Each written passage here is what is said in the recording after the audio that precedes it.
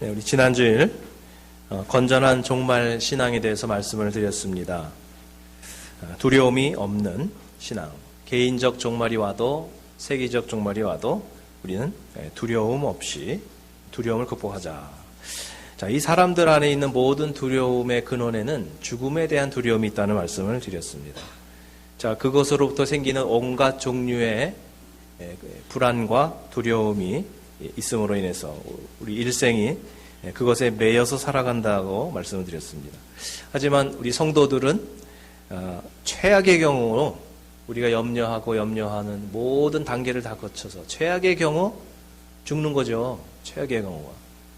그래서 결국은 우리는 죽으면 천국 가니까 설령 최악의 경우를 할지라도 우리는 천국 간다는 마음으로 담대하고 자유함을 얻게 된다. 그 말씀을 드렸습니다. 근데 설교를 이제 들으시고 이제 몇 분이 피드백을 이렇게 주셨어요. 피드백. 저는 피드백을 참 좋아합니다. 설교에 대해서 이렇게 여러분이 생각을 어떻게 생각하시는지, 설교를 그따위로 하냐 그런 피드백도 괜찮고요. 설교가 나한테 뭐가 도움이 됐다, 그런 것도 괜찮고 그런 걸 이제 주시면 좋습니다. 근데 이제 몇 가지 피드백이 이제 있었는데요. 그 중에 하나는 카톡에 이제 이런 걸 보내주셨는데. 인생에 있어서 사람들이 두려워하는 공포증, 포비아라고 하죠. 포비아. 이 10대 공포증에 대해서 쭉 설명을 드렸는데 가장 중요한 게 빠졌다. 그런 얘기 하시는 거예요. 뭐냐. 남자들의 최대 공포증은 와이프 포비아다. 네. 전문 용어로 공처증. 네. 공처가. 네. 그런 얘기를 좀 해주시더라고요. 그래서 죄송합니다. 제가 워낙 아내를 무서워하지 않다 보니 이 공처가들의 아픔을 제가 좀 공감하지 못했습니다. 죄송하게 생각을 하고요. 자, 그다음에 두 번째는 제 아내가 준 피드백인데 설교 중에 최악의 경우 죽으면 천국 간다 그런 얘기를 많이 하던데 죽는 건 쉬워요? 그러더라고요. 그 얘기도 들어보니까 또 일리가 있어요. 네, 그렇죠. 죽으면 천국 가는 거는 맞는데 사실 또 죽음 앞에서 그게 쉬운 거는 아니죠. 또 한 가지 피드백은 목사님 설교 들으니까 그래요. 우리는 죽으면 천국 가니까 됐어요. 그런데 나는 천국 가면 되는데 우리 어린 아이들은 너무 불쌍하지 않나요? 우리가 일찍 그렇게 천국에 가면. 그런 질문도 좀 고민을 해보았고요. 또 네 번째는 몸에 좀 이상이 있으셔가지고 병원에 가서 검진을 앞두고 계신 분인데 상당히 좀 이 생각 저 생각 나잖아요. 왜? 병원 가기 앞서서.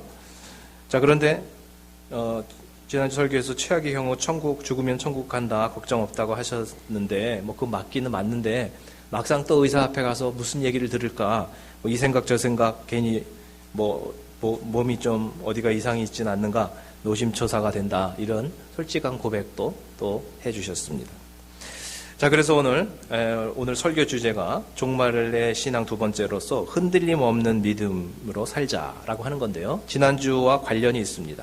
지난주 이제 그 두려움에 대한 극복에 대한 말씀을 드렸고요. 그것에 이어서 오늘은 이제 흔들림 없는 마음에 대해서 좀 설교를 드리려고 하는데 지난주 여러분이 궁금하게 생각하셨던 그 피드백에 대한 답변이 될 수 있을 것 같습니다. 자, 인생의 근본적인 이 두려움을 우리가 극복을 어느 정도 하다가 보면요. 마음에 흔들림이 없어집니다. 없어지든지 아니면 극소화가 됩니다. 자, 왜냐하면 우리 마음속에 이 생각 저 생각 우리가 정말 복잡한 생각들이 있는데 그냥 이렇게 뭔가를 다 포기하면요. 뭔가를 그냥 다 내려놓으면요. 그냥 최악의 시나리오를 그냥 각오하면요. 사실 그렇게 마음이 복잡할 것도 없는 거죠. 굉장히 단순해지는 거죠. 하나님께서는 우리가 실제로 망하고 죽고 병들고 이런 걸 바라시는 분이 아닙니다. 죽을 최악의 경우까지도 우리가 그렇게 각오할 수 있는 신앙을 말하는 거지 실제로 죽는 것을 바라시는 것이 아니라 결국 그러한 내려놓음을 통해서 마음이 자유하게 되고 마음의 평안함을 갖고 이전보다 더 잘 살아가라고 이전보다 더 의미 있게 살라고 이런 죽으라는 말씀을 우리에게 주시는 것이다. 네, 그 뜻입니다. 쉽게 말해서 잘 죽으면 잘 살 수 있다. 네, 그 말씀이죠. 우리가 삶 속에서 행복을 포기하라는 뜻이 아닙니다. 아시겠죠? 네, 그래서 우리 말씀을 한번 보겠습니다. 마태복음 16장 25절. 네, 제가 주일날 설교할 때 좀 느끼는 건데요. 1부 예배보다 2부 예배가 좀 반응이 없으신 거 아세요? 네, 좀 반응 좀 하세요. 네, 1부가 사람이 조금 더 적은데도 1부는 좀 이렇게 뭐 반응이 있는데 2부는 좀 다들 좀 이러고 계신 경향이 조금 있으십니다. 자, 성경을 한번 우리 읽을 때 좀 반응 있게 한번 읽어보세요. 영혼을 실어서. 자, 시작. 누구든지 제 목숨을 구원하고자 하면 잃을 것이요. 누구든지 나를 위하여 제 목숨을 잃으면 찾으리라. 아멘. 네. 우리가 포기하면 오히려 하나님이 주신다. 그 원리거든요. 포기하면. 내가 막 움켜쥐면 오히려 하나님이 안 주실 때가 있어요. 너 그거 가지면 안 돼. 먼저 좀 내려놔라. 그렇게 하실 때가 있어요. 자, 결론은 죽자는 게 아니고요. 바로 살자. 잘 살자. 이전보다 의미 있게 살자. 더 건강하게 건강한 마음을 갖고 살자. 하나님이 기뻐하는 우리 남은 여생을 좀 하나님이 기뻐하는 방법을 한번 살자라고 하는 거지 죽자는 게 아니다라고 하는 것입니다.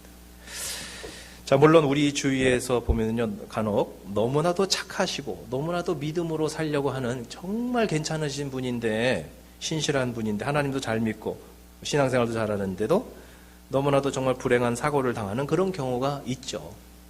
간혹 선교지에서 선교사님 일가족이 타는 차가 사고가 나가지고 선교사님 부부가 다 돌아가시고 애들만 달랑 남는 그런 사건들도 있었고요. 또 최근에 시애틀에서 사고가 여러 번 났는데, 자, 여기 사진을 한번 보시면요, 시애틀에서 크레인이 넘어지는 사고가 있었습니다. 타워 크레인. 거기 이제 바람이 심하게 불었다고 해요. 그래서 이제 사고가 났는데, 여기 있는 이 남자분이 그 타워 크레인을 운전하시는 그런 기사신데 이제 돌아가셨어요. 근데 이분이 상당히 신실한 크리스찬이시고요. 오레곤 실버턴 출신입니다. 쌍둥이 형제인데 그 형은 군복무를 마치고 지금 밴쿠버에서 경찰 생활을 하고 계시고요. 이분은 시애틀에서 이제 저 아내를 이제 만나가지고 신앙생활을 얼마나 잘했는지 고등학교 때 막 성경을 줄줄 암송하고 말이죠. 너무 교회도 잘 섬기고 행복하고 신실한 그런 크리스찬 가정입니다. 또 이름이 앤드류 요다인데, 앤드류 요다 씨고, 앤드류는 이제 해병대 입대해서 탱크 커맨더로 활약하면서 군 복무 시절 명사수로 이름을 날린 그런 정말 멋있는 남자. 그리고 행복하고 하나님도 잘 믿는 그런 정말 가정이었는데 사고가 난 거죠. 자, 이런 소식을 들으면 정말 가슴이 아프죠. 우리가 모르는 사람이지만 어떻게 그렇게 이런 일이 있을 수 있을까? Why do bad things happen to good people? 그런 의문이 생기는 거죠. 왜 선한 사람들에게 이런 슬픈 일이 닥치는가? 자, 그런 것을 가지고 많은 신학적 고민도 하고 그랬습니다. 또 한 가지 소식은 우리 한인이 운영하시는 그런 이 그로서리에 강도가 들어가지고 에버렛에서 안재동 씨가 칼에 또 찔려서 돌아가시고, 그 타코메이트 피엘러에서 남순자 씨가 또 총에 맞아서 돌아가시고, 뭐 아무렇게 나쁜 짓을 한 것이 아닌데 그냥 무작위로 이렇게 한 거죠. 그래서 돌아가셨는데, 너무나도 이분들도 신앙생활도 잘 하시고 너무나 이렇게 정말 선하신 분들이, 너무나 착하게 성실하게 사신 분들입니다. 그런데 왜 이런 일을 당할까? 이 남순자 씨 같은 경우는 그 가게에서 40년을 이렇게 일하셨다는 거예요. 40년. 한국에서 2대 교수까지 하시던 분인데 와가지고 40년을 이렇게 한 곳에 하면서 동네 사람들하고 너무 친구처럼 잘 지냈다는 거예요. 애들이 오면은 정말 인자한 할머니처럼 캔디를 무료로 주기도 하고 어려운 사람을 도와주기도 하고, 동네 사람들이 너무 많이 와가지고 애도를 할 정도로, 야, 어떻게 이런 착하신 분들이, 성실한 사람들이 이렇게 불행한 일을 당했나. 많은 사람들이 기금 모금을 하면서 또 위로를 하기도 했습니다. 자, 이런 것을 보면 정말 선한 사람들에게도 이런 우환이 닥칠 수 있다는 거죠. 그게 바로 욥기의 주제입니다. 욥이 그러한 의문을 가지고 있었던 겁니다. 욥기를 읽다가 우리는 그런 의문을 갖게 되는 것이죠. 이렇게 하나님을 최고로 잘 믿는 사람에게 왜 이런 우환이 닥치고, 왜 이렇게 고난이 닥치고 어려움이 닥치는가? 우리가 생각할 때는 예수 잘 믿으면 복받고 건강하고 성공하고 뭐 기도응답 받고 그런 것만 생각을 했는데, 욥기에는 그게 아니라는 겁니다. 이것에 대해서 욥도 자신도 고민하고 그 친구들도 고민합니다. 그 욥기를 제가 요즘 읽다가 보니까 친구들이 참 너무 이렇게 사람을 이렇게 쉽게 정죄한다 이렇게 생각을 했는데 그게 아니더라고. 자세히 읽어보니까 처음에는요, 며칠 동안은 아무 말도 하지 않았더라고요, 친구들이. 그만큼 뭐 해줄 말이 없는 거죠. 그러다 하도 며칠 지나다가 욥이 하도 항변을 하니까 그때 말다툼을 하기를 시작했더라고요. 그러니까 욥의 친구들도 욥도 우리보다 훨씬 깊은 신앙이에요. 그게 뭐 경박한 신앙이 결코 아닙니다. 자, 그런데 이 욥기를 보면서 욥은 환난을 통해서 한 단계 깊은 신앙으로 변화가 됩니다. 내가 스스로 의인이라고 생각을 했는데 결론은 나는 죄인일 뿐이로구나. 오직 의로우신 분은 하나님 한 분밖에 없구나 라고 하는 것을 깊은 신앙의 단계로 더 들어가게 됩니다. 자, 욥은 이렇게 해서 하나님 앞에 새로운 신앙의 단계로 들어가고 갑절의 회복을 경험하게 되지만 우리 생각에 아니 그러면 앞에 죽은 그 자녀들은 무슨 죄로 죽은 거야? 이런 또 의문을 갖게 되는 것입니다. 자, 그래서 욥기의 결론은 인간은 의인이 없다는 것입니다. 모두가 죄인일 뿐이라는 것입니다. 그리고 의로우신 분은 오직 하나님 뿐이시라는 것입니다. 우리의 논리로 이해될 수 없는 일들이 이 세상에 너무나도 많다는 우리의 한계를